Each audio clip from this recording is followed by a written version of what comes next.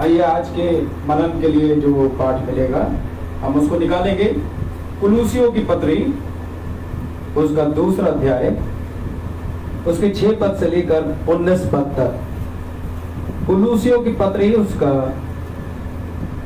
2 अध्याय 6 पद से लेकर 19 पद तक। कुलूसियों की पत्री उसका 2 अध्याय उसके 6 पद से लेकर 19 पद तक, और मैं आप लोगों के लिए इसको पढ़ूंगा। अतः जैसे तुमने मसीह यीशु को प्रभु करके ग्रहण कर लिया है, वैसे ही उसी में चलते रहो और उसी में जड़ पकड़ते और बढ़ते जाओ और अधिकाधिक धन्यवाद करते रहो।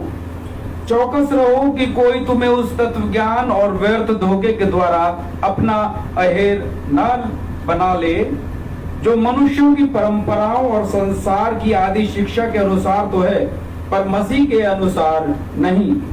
क्योंकि इसमें ईश्वरत्व की सारी परिपूर्णता उसमें ईश्वरत्व की सारी परिपूर्णता वास करती है, और तुम उसी में भरपूर हो गए हो।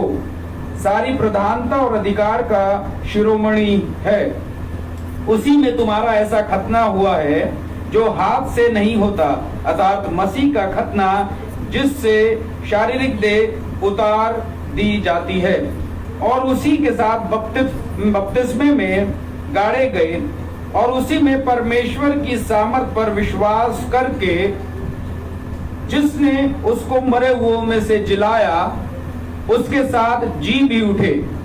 उसने तुम्हें भी, जो अपने अपराधों और अपने शरीर की खतना रहित दशा में मुर्दा थे, उसके साथ जिलाया और हमारे सब अपराधों को क्षमा किया, और विधियों का वह लेख जो हमारे नाम और हमारे विरोध में था मिटा डाला, और उसे क्रूस पर कीलों से जड़कर सामने से हटा दिया है। और उसने प्रधानताओं और अधिकारों को ऊपर से उतारकर खुल्लम खुल्ला तमाशा बनाया, और क्रूस के द्वारा उन पर जय जयकार की ध्वनि सुनाई। इसलिए खाने पीने या पर्व या नए चांद या सबत के विषय में तुम्हारा कोई फैसला न करे, क्योंकि ये सब आने वाली बातों की छाया है, पर मूल वस्तु मसीह की हैं। कोई मनुष्य आत्महीनता और स्वर्गदूतों की पूजा करा के तुम्हें दौड़ के प्रतिफल से वंचित न करे। ऐसा मनुष्य देखी हुई बातों में लगा रहता है और अपनी शारीरिक समझ पर व्यर्थ फूलता है, और उस शिरोमणि को पकड़े नहीं रहता, जिसने सारी देह जोड़ों और पट्टों को के द्वारा पालन पोषण पाकर और एक साथ गठ कर परमेश्वर की ओर बढ़ती जाती है। परमेश्वर अपने वचन के पढ़े और सुने जाने पर आशीष दे, आमीन। आइए प्रार्थना करेंगे। स्वर्गीय पिता, धन्यवाद के साथ आपके पास आते हैं। धन्यवाद आज के इस दिन के लिए जो आपने हमको दिया है। प्रभु, हम प्रार्थना करते हैं आज के दिन में आप हमसे बोले और बातचीत करें, अपने अनुग्रह में प्रभु हमें बनाएं। और प्रभु, हम आज के इस दिन में अपने आप को आप ही के हाथों में सौंपते हैं। जैसा कि आज मेज का दिन है, आप प्रभु हमें ऐसा अवसर देना कि हम प्रभु अपने मनों को जांच कर प्रभु आपके सम्मुख आत्मा की सच्चाई से आने वाले हों, और प्रभु जब इस मेज में शामिल होते हैं तो प्रभु उस स्वर्गीय आनंद के भी भागीदार होने वाले हो सके, जो आपने प्रभु सलीब पर अपने प्राणों को देकर हमारे लिए प्रभु निर्धारित किया है। धन्यवाद हो प्रभु, यीशु मसीह के नाम में होकर मांगते हैं, आमीन। हालेलुया। परमेश्वर का धन्यवाद हो आज के सुंदर दिन के लिए जो परमेश्वर ने हमको दिया है, और हम लोग आज यहाँ पर मौजूद हैं इस इबादत में। जून के इस महीने के पहले दिन में हम यहाँ पर उपस्थित हैं। हम परमेश्वर का धन्यवाद देते हैं, और मुझे पूरी उम्मीद है कि आप सब भी अपने घरों में सुरक्षित होंगे। परमेश्वर की दया और अनुग्रह जो है वो आप सब पर हुआ है, और आप जो है अपने घरों में परमेश्वर की भरपूरी और आनंद के साथ मौजूद हैं। परमेश्वर आप सबको बहुत आशीष दे, अपने अनुग्रह में बनाकर रखे। आइए आज के इस दिन में परमेश्वर के इस वचन पर मनन करेंगे जो परमेश्वर ने हमको दिया है, कुलुसियों की पत्री उसके दूसरे अध्याय में से। और जैसे कि कुलुसियों की पत्री के विषय में हम देखते हैं, कुलुसियों की पत्री पौलुस के द्वारा जो है कुलुसियों की कलीसिया को लिखी गई है। और इस पत्री को भी अगर हम देखें तो ये झूठी शिक्षाओं यानी फॉल्स टीचिंग को लेकर पौलुस की कंसर्न के बारे में उसके विचारों को व्यक्त करती है। पौलुस जो है उन झूठी शिक्षाओं से जो मनुष्य को परमेश्वर के मार्ग पर बने रहने से भटका देती हैं, उन झूठी शिक्षाओं से लोगों को बचाए रखने में जो है अपने भरसक प्रयास को करता है, जिससे कि लोग भटक ना जाएं। मनुष्य की एक प्रवृत्ति होती है कि वो बहुत जल्दी भटक जाता है। जब परेशानियां और दिक्कत आती हैं उसकी जिंदगी में, तो शैतान जो है वो अवसर पाकर उसके दिमाग को भटका देता है। शैतान जो है वो अवसर पाकर ऐसा करता है कि वो जो है अपने उस मार्ग से, जिस मार्ग पर उसको चलना चाहिए, जो परमेश्वर की नजदीकी में लेकर जाता है, भटक कर अन्य मार्गों पर उसको ले जाता है। आपने एक कहावत सुनी होगी, संसार में जो कहावत मौजूद है और अक्सर लोग जो है उसका इस्तेमाल करते हैं, और वो कहावत है कि संसार में सभी धर्म जो हैं वो एक ही ओर ले जाते हैं। चाहे कोई किसी भी मार्ग से होकर जाए, पहुंचना सबको ईश्वर के पास ही है। परंतु ये बड़ी अचंभित कर देने वाली बात है कि मार्ग अगर भिन्न होगा, अलग अलग जाएगा, तो कैसे हम एक ही दिशा में और एक ही मंजिल पर पहुंच सकते हैं। अगर कोई मार्ग जो है मंजिल तक पहुंचता है, अगर किसी को मंजिल तक पहुंचना है तो मंजिल पर पहुंचने वाले मार्ग पर ही चलना पड़ेगा। और अगर अन्य अन्य मार्गों पर आप चलेंगे तो आप कभी भी अपनी मंजिल पर नहीं पहुंच सकते, जो मंजिल परमेश्वर ने मनुष्य के लिए निर्धारित की। और यही कंसर्न पौलुस के, और पौलुस जो है वो ये बताना चाहता है कि संसार में बहुत से लोग मौजूद हैं जो झूठी शिक्षाओं के साथ आते हैं। इस संसार में बहुत से लोग ऐसे हैं जो अपनी बुद्धि, अपनी समझ, अपने उस ज्ञान से दूसरे लोगों को भी हर लेना चाहते हैं, उनका अहिर कर लेना चाहते हैं। और इसलिए कुलुसियों की कलीसिया को सावधान करना चाहता है। कुलुसियों की कलीसिया जो है उसके बारे में, ये एशिया माइनर की जो है कलीसिया है और पौलुस के द्वारा स्थापित नहीं की गई, परंतु ऐसा माना जाता है कि पौलुस के किसी शिष्य के द्वारा जो है इस कलीसिया की स्थापना की गई। पर पौलुस ने जो है इस कलीसिया के विषय में सुना। कुलुसियो जो है ये 3 नगरों के एक, जो 3 नगर एक साथ मिलकर एक स्थान पर हैं, उन 3 नगरों में से एक है। वो 3 नगर हैं हिरापोलिस और कुलुसे, और इसी के साथ साथ जो है एक और नगर है मकिदुनिया। यानी ये तीनों नगर जो हैं बहुत इंपॉर्टेंट नगर हैं, और ये नगर जो हैं व्यापारिक नगर हैं, उस समय के प्रमुख केंद्र हैं, और ये रोमी कॉलोनी रहे, रोमी प्रांत रहे, रोमी गवर्नर जो है वहां पर रहा करता था। तो इसलिए ये तीनों नगर जो हैं, इन तीनों नगरों में जो कुलुसे है वो थोड़ा सा अलग था। बाकी 2 नगर जो हैं नदी के 2 छोर पर मौजूद थे, और ये जो है थोड़ा सा उनसे अलग था, जहां से कुलुसे से ये दोनों नगर जो है उसके सामने पड़ा करते थे। पर ये व्यापारिक रूप से बहुत ज्यादा जो है इम्पोर्टेंट थे। इनमें 2 नगर जो है वो ज्यादा महत्वपूर्ण थे, क्योंकि एक रोमी जो है डिस्ट्रिक्ट था और दूसरे में जो है रोमी गवर्नर रहा करता था। पर कुलुसो जो है वो थोड़ा सा पिछड़ गया था।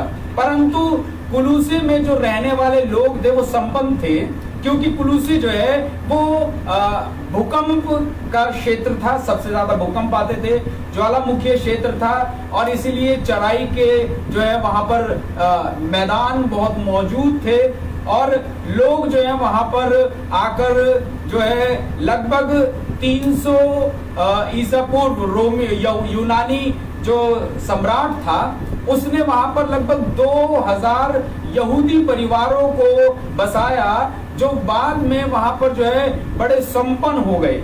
और यही यहूदी और गैर यहूदी मिक्सचर वहां पर कॉलोनी में, उस जगह पर, उस नगर में, कुलूसे में लोग रहते थे। जब यूनानी और रोमी लोग थे तो दर्शन शास्त्र जो है वहां पर बहुत ज्यादा था, और इसी जगह पर जो है एक मसीह कलीसिया थी जिसको कुलूसियों की कलीसिया के नाम से जाना जाता था। और इसीलिए हम लोग जो है इस बात को यहाँ पर देखते हैं कि यहाँ पर गैर यहूदी और यहूदी बहुल था, और इसमें मसीही जो प्रभु यीशु मसीह पर विश्वास करने वाले लोग थे, मसीह कलीसिया के भी लोग मौजूद थे। तो पौलुस जो है वो इस बात के लिए चिंतित था कि यहाँ पर जो झूठी शिक्षाएं हैं वो जो है व्याप्त ना हो जाए। झूठी शिक्षाओं के विषय में पौलुस की चिंता इसलिए थी क्योंकि झूठी शिक्षा जो है वो प्रभु यीशु मसीह की निर्मल, स्वच्छ और सच्ची शिक्षा का अंत कर देती है। झूठी शिक्षा जो है वो संसार की संसारिकता को मनुष्य के अंदर लेकर आती है। आपने अक्सर सुना होगा, बहुत से लोग जो है बड़ी सरलता से कहते हैं कि जब हमें संसार में रहना है तो संसारिकता को अपनाना ही पड़ेगा।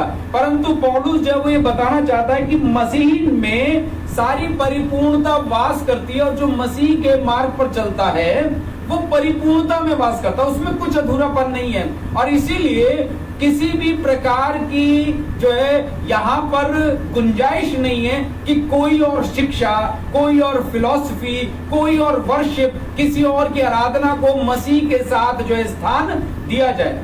अगर आप देखेंगे संसार में बहुत सी शिक्षाएं मौजूद हैं, मसीहों के सामने बहुत सी परीक्षाएं आती हैं। जब अन्य जाति लोगों के बीच में मसीह लोग रहते हैं तो चारों तरफ से बहुत सी ऐसी बातें सुनने को मिलती हैं जो उन्हें भटकाती हैं, और जो व्यक्ति विश्वास में कमजोर होता है उसके भटक जाने के चांसेस ज्यादा होते हैं। और इसीलिए इन शिक्षाओं से बचना बहुत जरूरी है। और यहाँ पर अगर हम देखेंगे तो कुछ बातें ऐसी हैं जिनको पौलुस जो है, जिनके द्वारा पौलुस जो है वो सावधान करना चाहता है। और वो बातें 5 बातें यहाँ पर हैं जिनको जो है पौलुस चाहता है कि लोग जो है वो सावधान हो जाएं। आइए हम उनको देखेंगे 2:8 से 23 में। और वो क्या है? सबसे पहली चीज जिससे पौलुस जो है चाहता है कि लोग सावधान हो जाएं, वो ये है, वो ये कहना चाहता है कि प्रभु यीशु मसीह के साथ किसी भी चीज को जोड़ने की आवश्यकता नहीं, क्योंकि प्रभु यीशु मसीह में सारी परिपूर्णता वास करती है, सारी परिपूर्णता वास करती है। वो जो है इस बात को कहता है कि चौकस रहो कि कोई तुम्हें उस तत्व ज्ञान और व्यर्थ के धोखे से अपना अहेर न बना ले, जो मनुष्यों की परंपराओं और संसार की आदि शिक्षा के अनुसार तो है, पर मसीह के अनुसार नहीं, क्योंकि उसमें ईश्वरत्व की सारी परिपूर्णता सदैव वास करती है। पौलुस जब ये बताना चाहता है कि प्रभु यीशु मसीह में जो है उसके देह के साथ परमेश्वर का सारा ईश्वरत्व वास करता है, क्योंकि उस समय पर लोगों ने इस बात को कहना शुरू कर दिया था कि मसीह जो है वो काफी नहीं है, क्योंकि वहां पर यहूदी भी थे और गैर यहूदी भी थे, और वहां पर यूनानी फिलॉसफी भी मौजूद थी। इसलिए अलग अलग तरह की बातें थी जो लोगों को भटकाती थी। और इसीलिए जो दर्शन शास्त्र है, जो 8वां पद है, उसमें कहता है को कोई तुम्हें तत्व ज्ञान से और व्यर्थ धोखे से अपना अहेर न कर ले। तत्व ज्ञान क्या है? बहुत बार हम मसीह लोग जो हैं, एक सच्चाई है जो मैं आज आप लोगों के सामने शेयर करना चाहता हूं कि हम में से बहुत से मसीह विश्वासी ऐसे हैं जो अपने आप को मसीह या क्रिश्चियन या ईसाई कहते हैं।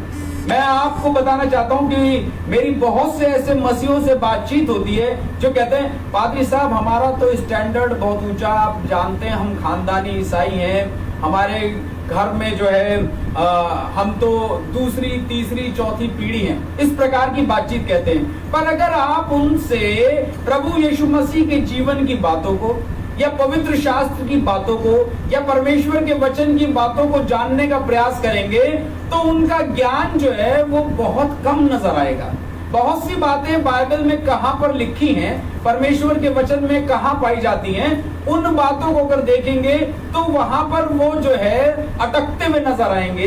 कुछ घर ऐसे हैं जहां पर बाइबल खोली ही नहीं जाती, कुछ घर ऐसे हैं जहां पर जो है परमेश्वर का वचन पढ़ा ही नहीं जाता, और ऐसी स्थिति में ये वो लोग हो जाते हैं जो बहुत आसान शिकार होते हैं उन लोगों का जिनकी फिराक में शैतान बैठा रहता है भटकाने के लिए।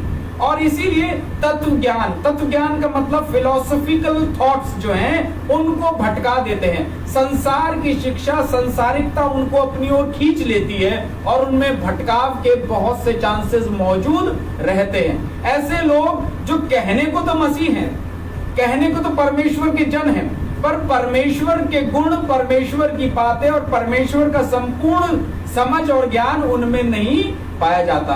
और इसीलिए ये फिलोसॉफिकल थॉट जो है वो तर्क और तत्व ज्ञान, ये ऐसा ज्ञान है जो उन्हें बड़ी सरलता से भटका देता है। और पौलुस जो ऐसे लोगों को सावधान करना चाहता है, क्योंकि उस समय पर भी जो है ऐसा तत्व ज्ञान मौजूद था जो लोगों को भटका देता था, जो प्रभु यीशु मसीह के बारे में, प्रभु यीशु मसीह के सुसमाचार के बारे में जो है उनको जो है इस प्रकार की बातों को प्रकट करता था। बहुत से लोग जब वो ये कहकर आते थे कि हम तो प्रभु यीशु मसीह की शिक्षा में से तुम्हें शिक्षा दे रहे हैं, और इसको जो है सूडो फिलोसॉफिकल थॉट यानी झूठे दार्शनिक जो है विचार जो प्रभु यीशु मसीह के नाम पर प्रस्तुत करके उनके सामने रखे जाते थे, उनको इस प्रकार के विचार कहते हैं। दूसरी चीज जो है एस्ट्रोलॉजी यानी ये जो तारों का जो ज्ञान है, ये जो आदि शिक्षा है, ये जो भविष्य जानने का जो ज्ञान है, भविष्य के लिए जिज्ञासा जो है, ये लोगों को बहुत भटकाती है। ये इसके विषय में जो है पौलुस जो है वो सावधान करना चाहता है, क्योंकि इसके अंदर वो कहना चाहता है कि वो तत्व मौजूद हैं जो हर एक व्यक्ति को के अंदर जिज्ञासा को पैदा करते हैं। और इसलिए वो कहता है तुम इनसे सावधान रहना, क्योंकि इसमें जो है कुछ भी नहीं। अगर आप देखेंगे तो यहाँ लिखा है 16वें पद में, इसलिए खाने पीने पर नए चांद या शब्द के विषय में कोई भी तुम्हारा फैसला ना करे। यानी ये जो भविष्य ज्ञान है, ये जो तारों का ज्ञान है, ज्योतिष ज्ञान है, इससे भी तुम्हें सावधान रहना है। ये भी लोगों को जो है भटका देता है। ये क्यों भटका देता है? क्योंकि लोग जो हैं भविष्य जानने के लिए हमेशा ललायत रहते हैं। वो चाहते हैं उनको भविष्य मालूम हो जाए, आने वाले समय में क्या होगा, वो इस चीज को जानना चाहते हैं। एक बार मैं एक जो है डायलॉग देख रहा था, एक बार उस डायलॉग में, उस छोटे से सीन में जो है एक व्यक्ति कहता है, अब मैं भविष्य जान सकता हूँ। भविष्य जान नहीं, भविष्य देख सकता हूँ। और जो व्यक्ति भविष्य देख सकता है वो अपने आने वाले कल को बदल सकता है, और जो अपने आने वाले कल को बदल सकता है वो मनुष्य नहीं, वो भगवान होता है। तो जब मैं देख रहा था तो ये मनुष्य की उस जिज्ञासा को प्रकट करता है जिसमें हर मनुष्य अपने भविष्य को जानना चाहता है कि आने वाले समय में उसके साथ क्या होगा। और इसीलिए लोग भविष्यद्वक्ताओं के पीछे भागे भागे घूमते हैं। आपको मैं बताना चाहता हूँ, मसीहों में भी बहुत से लोग ऐसे हैं जो खाली भविष्यद्वक्ता या भविष्यवाणी करने वाले हैं, और बड़ी भीड़ उनके पीछे हो लेती है उनकी भविष्यवाणियों को सुनने के लिए। और जब लोग उनके बारे में कुछ बोलते हैं तो वो बड़े एक्साइटेड होते हैं और उनको लगता है हाँ, अरे हमारे लिए कुछ बोला उन्होंने, हमारे लिए भविष्यवाणी की। पौलुस जो है वो ये कहना चाहता है इस प्रकार की बातों में ना पड़े, क्योंकि इसमें मसीह की कुछ भी परिपूर्णता मौजूद नहीं है। जब परमेश्वर जो है वो कुछ चाहता है अपने लोगों से तो वो अपने लोगों पर उसको प्रकट करता है। यदि वो आपसे कुछ चाहेगा तो वो आप पर उस बात को प्रकट करेगा। ऐसा कैसे हो सकता है कि आप पर बात प्रकट नहीं हो रही और दूसरा व्यक्ति जो है वो आकर आपको बता रहा है, तब आपको बोध हो रहा है, ज्ञान हो रहा है, अरे हाँ मेरे लिए शायद परमेश्वर ऐसा चाहता है। हो सकता है कि वो झूठी भविष्यवाणी भी हो, इसलिए पौलुस कहता है उससे सावधान रहें। आगे जो तीसरी चीज है जिसके विषय में पौलुस कहता है, वो कहना चाहता है कि लोग जो है आपको सर्कमसेशन यानी खतना के द्वारा यानी उस वाचा के द्वारा भटकाने की कोशिश करेंगे जो प्रभु यीशु मसीह में। पौलुस जो है वो ये बताना चाहता है कि खतना जो है वो परमेश्वर के द्वारा अब्राहम के साथ बांधी गई वाचा का चिन्ह है, और जो दैहिक रूप से परमेश्वर की वाचा को प्रकट करता है। वो चिन्ह था कि परमेश्वर ने अब्राहम के साथ वाचा बांधी और उसकी आने वाली पीढ़ियों के साथ वाचा बांधी। और इसीलिए इस बात में जो यहूदी लोग उस इलाके में कुलूसियों में रहते थे, वो ये कहते थे खाली यीशु मसीह की शिक्षाओं से ही कुछ नहीं होगा, बल्कि क्या है, तुम्हें खतना भी करवाना पड़ेगा। इसलिए पौलुस जो है वो कहता है, आप यहां देखें कि 11वां पद ये कहता है, उसी में तुम्हारा ऐसा खतना हुआ है जो हाथ से नहीं होता, अर्थात मसीह का खतना जिससे शारीरिक देह उतार दी जाती है और उसी के साथ बपतिस्मा में गाड़े गए और उसी में परमेश्वर की सामर्थ पर विश्वास करके जिसने उसको मरे हुए में से जिलाया उसी के साथ जी भी उठे।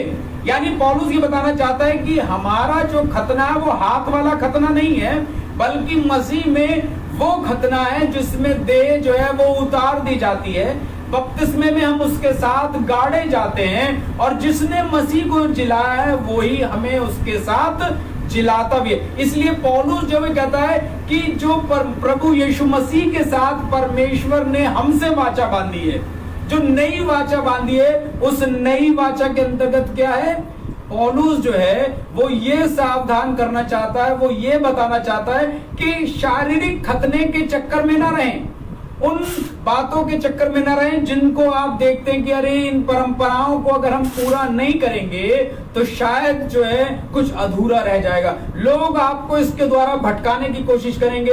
अभी भी बहुत से लोग जो हैं वो खतना में और ना जाने किन किन बातों में उलझे हुए हैं। लोग जो है अभी भी शारीरिक और दैहिक चिन्हों में उलझे हुए हैं कि जब तक आप अपनी देह पर चिन्ह ना लें तब तक कुछ नहीं होगा। पौलुस जो है बताना चाहता है मसीह इससे भी बढ़कर है। आगे जो है हम इस चीज को देखें, पौलुस जो है वो ये बताना चाहता है कि नियमों में यानी रूल्स और रेगुलेशंस जो हैं 16, 20 और 23 पदों को अगर हम पढ़ें तो यहाँ पे लिखा है, इसलिए खाने पीने या पर्व या नए चांद या सबत के विषय में कोई तुम्हारा फैसला ना करे, क्योंकि ये सब आने वाली बातों की छाया है, पर मूल वस्तुएं मसीह की हैं।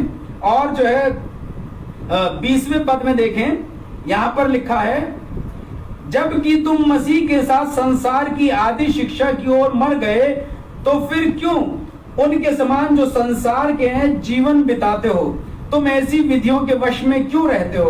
और 23वें पद में देखें इसी अध्याय के, इन विधियों से अपनी इच्छा के अनुसार गढ़ी हुई भक्ति की रीति और आत्महीनता और शारीरिक योगाभ्यास के भाव से ज्ञान का नाम तो है, परंतु शारीरिक लालसाओं को रोकने के लिए इनमें कुछ भी लाभ नहीं होता। देखिए कितनी शानदार बात पौलुस ने जो है बोली है। नियमों के विषय में, उन रूल्स रेगुलेशंस यानी रीति रिवाजों के विषय में, इनमें बहुत कुछ है, परंतु पौलुस ये कहता है इन सब से कुछ भी नहीं होता। जो 23वां पद उसको एक बार पढ़े, इन विधियों में अपनी इच्छा के अनुसार गढ़ी हुई भक्ति की रीति और आत्महीनता और शारीरिक योगाभ्यास के भाव से ज्ञान का नाम तो है, परंतु शारीरिक लालसाओं को रोकने के लिए इनमें कुछ भी लाभ नहीं। और इसीलिए आप देखते हैं कि बहुत से लोग जो ये दावा करते हैं कि वो संत हैं, सन्यासी हैं और भक्त हैं, इसके बावजूद भी शारीरिक लालसाओं में पड़ जाते हैं, धन के लोभ में पड़ जाते हैं, धनोपार्जन में पड़ जाते हैं और ना जाने बहुत से शारीरिक कुकर्मों में फंस कर पड़ जाते हैं, क्योंकि इन सब से शारीरिक लालसाओं को रोकने के लिए कुछ भी नहीं हो सकता। इसीलिए पौलुस जो भी कहता है इन रीति रिवाज परंपराओं से भी कुछ नहीं हो सकता। और अगली बात जो है, आखिरी बात वो कहता है कि कुछ लोग जो है आपको दूतों की वर्शिप में ले जाएंगे। कुछ लोग ये कहते हैं कि मसीह भी सभी देवताओं के समान एक देवता है, मसीह भी सभी नबियों के समान एक नबी है। और हम भी जो है मसीह को नबी मानते हैं और आप भी जो है उसको नबी माने, वो खुदा नहीं हो सकता। और इसीलिए मसीह के साथ साथ और भी लोगों की जो है वर्शिप जरूरी है, और भी लोगों की आराधना करनी जरूरी है। इसीलिए जो है ढेर सारी लोगों की ढेर सारे देवी देवताओं की आराधना उपासना जो है लोग करते हैं। केवल एक ईश्वर की उपासना करना छोड़कर जो है वो और भी लोगों को वर्शिप करते हैं। क्यों? क्योंकि उनको लगता है कि उनकी वर्शिप भी इनके साथ जरूरी है। और इसीलिए लोग जो है अलग अलग तरीके से दूसरों को बहकाने के द्वारा ये कोशिश करते हैं कि मसीह की आराधना के साथ साथ दूसरी आराधना भी की जाए। आपको मैं बताना चाहता हूँ, क्रिश्चियंस में भी ऐसे लोग मौजूद हैं जो आपको बोलेंगे सेंट जूड की प्रेयर बोलो, है जॉन की प्रेयर बोलो, मदर मैरी की प्रेयर बोलो, ऐसी प्रेयर बोलो। अरे जब प्रभु यीशु मसीह ने अपने प्राणों के द्वारा मनुष्य के लिए छुटकारा नियुक्त कर दिया। सब जानते हैं कि अंतिम न्याय जो है वो प्रभु यीशु मसीह के हाथ में है। कयामत के रोज प्रभु यीशु मसीह जो है वो सबका न्याय करने के लिए आएंगे। तो फिर क्या आवश्यकता है कि हम किसी और से भी प्रार्थना करें? प्रभु यीशु मसीह ने कहा, मेरे नाम में जो कुछ तुम पिता से मांगते हो वो तुम्हें प्राप्त होगा। जब पिता से प्रभु यीशु मसीह के नाम में मांगने से सब कुछ प्राप्त होता है, तो क्यों और नामों से मांगे? और इसीलिए पौलुस जब वो कुलुसियों की कलीसिया को सावधान करना चाहता, ये 5 प्रकार की बातें जो लोगों को हर लेती है, 5 प्रकार की बातें जो लोगों को भटका देती है, इन सब के विषय में पौलुस जो उन्हें सावधान करना चाहता है। वो बताना चाहता है फिलॉसफी, तर्क और जो तत्व ज्ञान है ये लोगों को भटकाता है। रीत रिवाज परंपरा जो है वो लोगों को भटकाती है। यहाँ तक कि अब्राहम के वायदे के साथ भी लोग जो हैं, लोग मसीह लोगों को भटकाना चाहते हैं। लोग जो हैं वो बपतिस्मे में और खतना में लोगों को भटकाना चाहते हैं। और लोग जो है वो ये कह करके यीशु मसीह भी जो है वो अन्य ईश्वरों के समान, अन्य देवताओं के समान, अन्य नबियों के समान एक नबी है, एक देवता ईश्वर है। दूसरों की भी आराधना, स्वर्गदूतों की भी आराधना जरूरी है। इसलिए कोई जिब्राइल की और कोई जो है किसी और की जो है उपासना कर रहा है, कोई किसी और की उपासना कर रहा है। ये सब चीजें जो है मसीहों में मौजूद हैं और इन्हीं फॉल्स टीचिंग से पौलुस बचाना चाहता है। क्यों बचाना चाहता है? अब वो मसीह की खूबी को बता रहा है। आइए उस खूबी को देखें। वो ये बताना चाहता है पौलुस कि क्या चीज है, जैसे तुमने मसीह यीशु को प्रभु करके ग्रहण किया वैसे ही उसी में चलते रहो और उसी में जड़ पकड़ते और बढ़ते जाओ। जैसे तुम सिखाए गए हो वैसे ही विश्वास में दृढ़ होते जाओ और अधिकाधिक धन्यवाद करते रहो। क्यों? क्योंकि आइए 10वें पद से देखें, 9वें पद से, क्योंकि उसमें ईश्वरत्व की सारी परिपूर्णता सदैव वास करती है और तुम उसी में भरपूर हो गए और सारी प्रधानता और अधिकार का सारी प्रधानता और अधिकार का शिरोमणि है, उसी में भरपूर हो गए हो। आगे जो है वो ये बताना चाहता है कि क्या किया है मसीह ने जिसकी वजह से वो परिपूर्ण परमेश्वर है। इसको देखें 14वें पद में, और विधियों का वह लेख जो हमारे नाम और हमारे विरोध में था, प्रभु यीशु मसीह ने क्या करा? उसको मिटा डाला। कैसे मिटा डाला? 13वें पद में देखें, उसने तुम्हें भी जो अपने अपराधों और अपने शरीर की खतना रहित दशा में मुर्दा थे उसके साथ जिलाया और हमारे सब अपराधों को क्षमा कर दिया। कैसे क्षमा किया प्रभु यीशु मसीह ने? 15वें पद में देखें, और उसने प्रधानताओं और अधिकारों को ऊपर से उतार कर उनका खुल्लम खुल्ला तमाशा बनाया और क्रूस के द्वारा उन पर जय जयकार की ध्वनि सुनाई। किसके द्वारा? क्रूस के द्वारा। तो प्रभु यीशु मसीह में परिपूर्णता कैसे वास करती है? उसमें सारा ईश्वरत्व देह में होकर वास करता है। यानी प्रभु यीशु मसीह देह में भी ईश्वर है।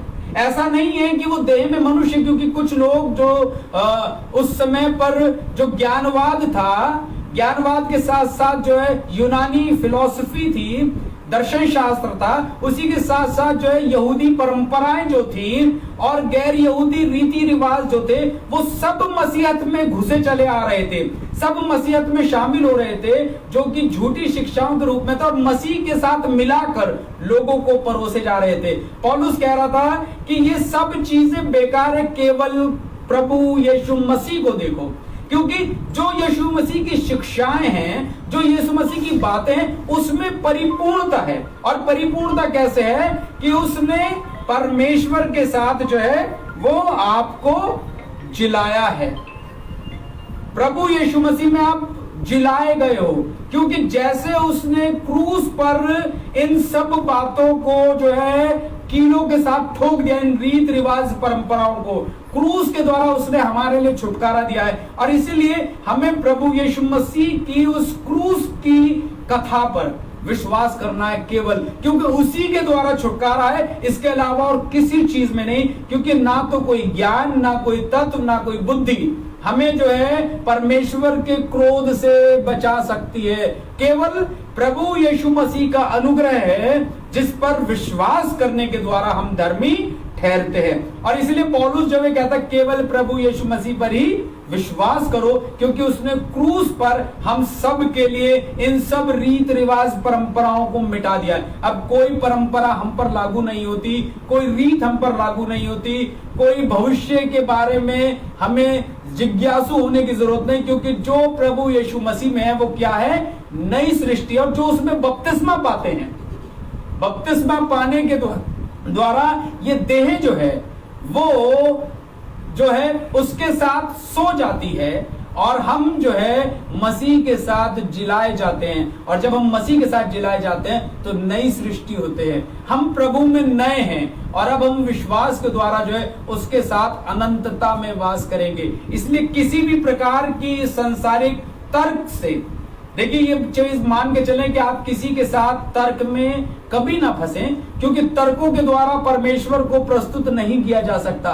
तर्कों के द्वारा आप अपने बनाए ईश्वर को तो रखने की कोशिश कर सकते हैं, पर तर्कों के द्वारा परमेश्वर को नहीं प्रस्तुत कर सकते, क्योंकि परमेश्वर जो है वो अपनी मर्जी का मालिक है, वो खुदा है, वो अपनी मर्जी को पूरा करने वाला परम ईश्वर है। और इसीलिए जो उसकी इच्छा होती है वो उसको करता है। और इसलिए जो प्रभु यीशु मसीह पर विश्वास करते हैं वो परमेश्वर के साथ सदा अनंतता में वास करेंगे। और इसलिए प्रभु यीशु मसीह का एकमात्र बलिदान है जो हमें हमारे पापों से छुटकारा देता है। और इसलिए अजीजों, आज के दिन जब हम यहाँ मेज पर मौजूद हैं तो हम अपने मनों को जांच लें कि क्या कोई सांसारिक बात, सांसारिक विधि, सांसारिक परंपरा, सांसारिक ज्ञान हमें प्रभु यीशु मसीह की इस निर्मल और स्वच्छ शिक्षा से, जिसमें स्पष्ट है कि सभी मनुष्य पापी हैं, सभी को अपने पापों से छुटकारा पाने की जरूरत है, इस निर्मल शिक्षा से दूर तो नहीं है। कहीं हम अपने अपने तरीकों से अपने आप को शुद्ध तो नहीं मान बैठे। जब तक हम प्रभु यीशु मसीह में अपने पापों को स्वीकार कर उनसे छुटकारा नहीं पाते, तब तक कोई भी रीत रिवाज परंपरा, हमारा कार्य जो है हमें छुटकारा नहीं दे सकता। इसलिए जरूरी है कि हम प्रभु यीशु मसीह के पास आएं, विश्वास करें कि वो हमें छुटकारा दे सकता है, क्योंकि उसने क्रूस पर हमारे लिए अपने प्राणों को बलि कर दिया है। और आज हमसे उसने एक नई वाचा बांधी कि अब जो कोई उस पर विश्वास करेगा वो कभी भी नाश ना होगा। इसी विश्वास के साथ हम अपने मनों को तैयार कर उसके सम्मुख आए। आज के दिन मेज पर जब हम मौजूद होते हैं तो हम अपने मनों को तैयार करें, अपने मनों को जांच लें कि कहीं हम संसार में अभी भी संसार की संसारिकता में तो नहीं है। और यदि ऐसा है तो प्रभु से क्षमा मांगे, वो क्षमा करने में सक्षम है, क्योंकि वो दयालु, अनुग्रहकारी और विलंब से क्रोध करने वाला है। ये परमेश्वर के नाम का प्रचार है, ये परमेश्वर की तारीफ है जो परमेश्वर मनुष्य के बीच में स्वयं करता है। तो इसलिए अजीजों, ये मानकर चलें हमारा परमेश्वर दया और अनुग्रह करने वाला परमेश्वर है। उसके सम्मुख आए, अपने मनों को जांच लें और किसी भी प्रकार के झूठे ज्ञान से बचकर प्रभु यीशु मसीह की निर्मल शिक्षाओं को माने, क्योंकि उसमें परिपूर्णता वास करती है। प्रभु यीशु मसीह के अलावा कोई नहीं जो इस संसार में हमें छुटकारा दे सके। तो आइए हम सब लोग प्रार्थना में जाएंगे, अपने स्वरों को झुकाएंगे और अपने आप को प्रभु यीशु मसीह के हाथों में सौंपेंगे। धन्यवाद हो प्रभु यीशु मसीह आज के इस दिन के लिए, इस वचन के लिए। जबकि प्रभु हम कुलूसियों की कलीसिया की इस पत्री के द्वारा देखते हैं कि ना जाने कौन कौन सी सांसारिक बातें जो उनको उलझाए हुए थी। प्रभु लोग जो है बहुत सी बातों के द्वारा मनुष्यों को भटकाते हैं। आज भी संसार में लोग मौजूद हैं जो चाहते हैं कि हम भी प्रभु यीशु मसीह को अन्य देवताओं, अन्य नबियों में एक नबी माने। आज भी बहुत से लोग हैं जो चाहते हैं हम संसार की रीति रिवाज परंपराओं के अनुसार चलने वाले हों। आज भी बहुत से लोग हैं जो ये चाहते हैं कि हम जो है खतना और ना जाने कौन सी शारीरिक दशाओं पर भरोसा करें। आज भी बहुत से लोग हैं जो चाहते हैं कि हम जो है बहुत से तत्व ज्ञान, दर्शन शास्त्र और झूठी शिक्षाओं में फंस जाएं। और आज भी है जो लोग चाहते हैं कि हम जो है भविष्य के ज्ञान की ओर अपने मन को लगाकर भविष्य के ज्ञान को पाने की कोशिश करें। आज भी हम ज्योतिष शास्त्र और ज्योतिष विद्या में उलझने वाले हो, तारों और चंद्रमा के ज्ञानों के अनुसार जो है अपने भविष्य को देखने वाले हो जाएं। परंतु परमेश्वर का वचन हमें सिखाता है कि प्रभु यीशु मसीह में संसार की परिपूर्णता वास करती है। उसने सलीब पर अपने प्राणों को देकर हमारे गुनाहों की माफी हमें दी है। धन्यवाद हो। आज के इस दिन में हम अपने आप को आप ही के पवित्र हाथों में सौंपते हैं।